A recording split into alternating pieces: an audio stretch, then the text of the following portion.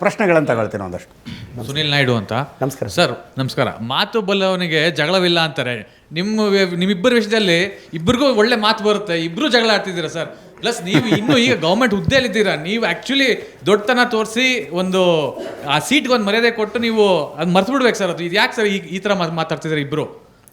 Sir, ಈಗ ನಾವು ಸತತವಾಗಿ ನನ್ನ ಮುಖ್ಯಮಂತ್ರಿಗಳ ಬಗ್ಗೆ, ಉಪಮುಖ್ಯಮಂತ್ರಿಗಳ ಬಗ್ಗೆ, ಪ್ರಿಯಾಂಕ್ ಖರ್ಗೆ ಸಾಹೇಬ್ರ ಬಗ್ಗೆ ಮಾತಾಡ್ತಿದ್ರೆ ನಾನು ಹೆಂಗೆ ಸುಮ್ಮನೆ ಇರಲಿ ಸರ್? ನಾನೆಲ್ಲೋ ಇದ್ದ ಒಬ್ಬ ಅನಾಥ ಹುಡುಗನ್ನ ಕಾಂಗ್ರೆಸ್ ಪಕ್ಷ ಕರ್ಕೊಂಬಂದು B.Pharm ಕೊಟ್ಟು MLA ಮಾಡಿದ್ರೆ ನನಗೆ ಕಂಫರ್ಟ್ ಝೋನ್ ಪೊಲಿಟಿಷಿಯನ್ ಆಗೋದ್ರೆ ಸರ್, ನನಗೆ KPCC ದೇವಾಲಯ ಸರ್, ನನಗದು ದೇವಸ್ಥಾನ ಸರ್.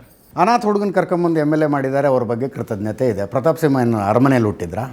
ಅಲ್ಲ, ಅವ್ರನ್ನ ಕರ್ಕೊಂಬಂದು ಮೋದಿ ಅವರು, ಅಮಿತ್ ಶಾ ಅವರು ಮಾಡಿದ್ದಾರೆ ರೀ. ಅಂದರೆ ಸರ್, ನೀವು ಮೋದಿ ಅಮಿತ್ ಶಾ ಅವ್ರ ಬಗ್ಗೆ ನೀವೇನಾದ್ರು ಮಾತಾಡ್ಕೊಂಡಿರ್ಬೋದು. ನಾನು ನೋಡಿ, ನೀವು ಸಿದ್ದರಾಮಯ್ಯನವ್ರ ಬಗ್ಗೆ ಮಾತಾಡಬೇಡಿ, ಮಲ್ಲಿಕಾರ್ಜುನ ಖರ್ಗೆ ಅವ್ರ ಬಗ್ಗೆ ಮಾತಾಡಬೇಡಿ. ಅಂದರೆ ಮೋದಿ ಅವ್ರನ್ನ ಮಾತಾಡುವಾಗ honourable prime minister Narendra Modiji ಅಂದಿದ್ದೀನಿ.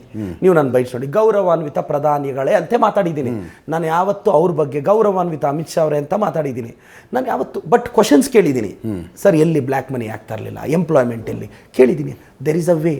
ನಾನು ಇಲ್ಲೂ ಸಹ ಆರ್ ಅಶೋಕ್ ಅವರು ಅವ್ರ ಬಗ್ಗೆ ಮಾತಾಡುವಾಗ ಅವ್ರು ಯಾವಾಗಲೂ ಜ್ಯೋತಿಷ್ಯ ಒಳ್ಳೆ ಮಾತು ಅಂದಾಗ ವೈಯಕ್ತಿಕವಾಗಿದ್ದು ಬರುತ್ತೆ, ಕೆಟ್ಟ ಮಾತು ಅಂದಾಗ ಇಡೀ ಪಾರ್ಟಿ ತಗೊಂಡು ಹಾಕೊಂಡು ಬೀಳ್ತಾರೆ. ಅಲ್ಲ, ಆರ್ ಅಶೋಕಣ್ಣ ನನಗೇನು ಅಂದರೆ ಸರ್, ಈಗ ಆರ್ ಅಶೋಕಣ್ಣ ನವಂಬರಲ್ಲಿ ಅದಾಗುತ್ತೆ, ಅಕ್ಟೋಬರ್ ಕ್ರಾಂತಿ ಅಂದರು. ಮೋಸ್ಟ್ಲಿ ನಮ್ಮಿಬ್ಬರು ಕಿತ್ತಾಟನೇ ನಾವು ಅಕ್ಟೋಬರ್ ಕ್ರಾಂತಿ ಅನ್ನಿಸ್ತಾ ಇದೆ.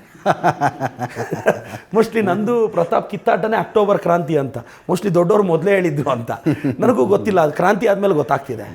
ನೀವು ಫಸ್ಟು ಆರ್ ಅಶೋಕ್ ಅವ್ರನ್ನ ಏನು ಕೇಳ್ತೀರಿ? ರಾಜಣ್ಣ ಅವ್ರು ಕೇಳಬೇಕು. ಇಲ್ಲ, ಆರ್ ಅಶೋಕಣ್ಣ ಅವ್ರು ಏನಂದ್ರು, ಹಂಗೆ ಹಿಂಗೆ ಅಂದರು. ನಾನು ಮೊನ್ನೆ ಪದ್ಮನಾಭ ನಗರ ಪಾಸ್ ಆದೆ, ಅಲ್ಲಿ ದೊಡ್ಡದಾಗಿ ಬೋರ್ಡ್ ಕಾಣಿಸ್ತು, ಆರ್ ಅಶೋಕ್ ಜ್ಯೋತಿಷ್ಯಾಲಯ, ಇಲ್ಲಿ ಎಲ್ಲ ಸುಳ್ಳು ಹೇಳಲಾಗುವುದು. ನೋಡಿ, ನಾನು ಅಶೋಕಣ್ಣ ಫೋನ್ ಮಾಡೋಣ ಅಂದ್ಕೊಂಡೆ, ನಂಬರ್ ಇರಲಿಲ್ಲ. ಮತ್ತು ಈ ಸಲ ಅಶೋಕಣ್ಣನ ಕೇಳಬೇಕು ಅಂತಿದ್ದೆ. ಅಶೋಕಣ್ಣ, ನೀವು ನಮ್ಮ ಸರ್ಕಾರದ ಬಗ್ಗೆ ಭಾಳ ಚೆನ್ನಾಗಿ ಜ್ಯೋತಿಷ್ಯ ಹೇಳ್ತೀರಾ, ಅದೇ ನಿಮ್ಮ ಚೇರ್ಗೆ ಏನೋ ಸುನೀಲ್ ಅಣ್ಣ ಟವಲ್ ಹಾಕಿದಾರಂತೆ, ಅದು ನಿಜಾನ ಅಣ್ಣ? ಮತ್ತು ವಿಜಯೇಂದ್ರ ಅಣ್ಣನ ಚೇರ್ಗೆ ಆ ಕಡೆ ಸೋಮಣ್ಣ ಸಾಹೇಬ್ರ ಟವಲ್ ಹಾಕಿದ್ದಾರಂತೆ, ನಿಜಾನ ಅಣ್ಣ? ಏನೋ ಲಾಸ್ಟಲ್ಲಿ 27 ಎಂಡಿಂಗಲ್ಲಿ ಯತ್ನಾಳ್ ಸರ್ನ ಏನೋ ಹೋಗಿ ರಾಜಿ ಮಾಡಿ ಕರ್ಕೊಂಬಂದು last 1 year safe zone politics ಆಡ್ತಾರಂತೆ, ನಿಜಾನ ಅಣ್ಣ? ನೆಕ್ಸ್ಟು ಎಲ್ಲ ಒಂದಾಗಿ ಅಧಿಕಾರಕ್ಕೆ ಬಂದರೆ ಸಾಕು ಅಂತ ನೀವೆಲ್ಲ ಒಂದಾಗ್ತೀರಂತೆ, ಅದು ನಿಜಾನ ಅಣ್ಣ?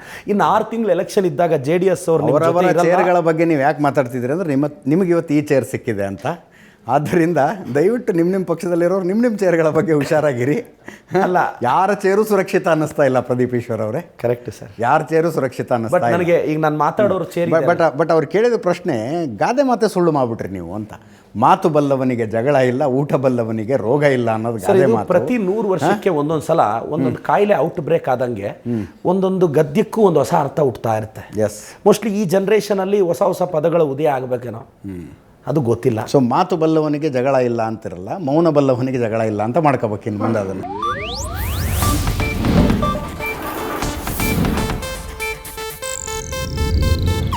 ಇದು ಏಷ್ಯಾನೆಟ್ ನ್ಯೂಸ್ ನೆಟ್ವರ್ಕ್ ಪ್ರಸ್ತುತಿ.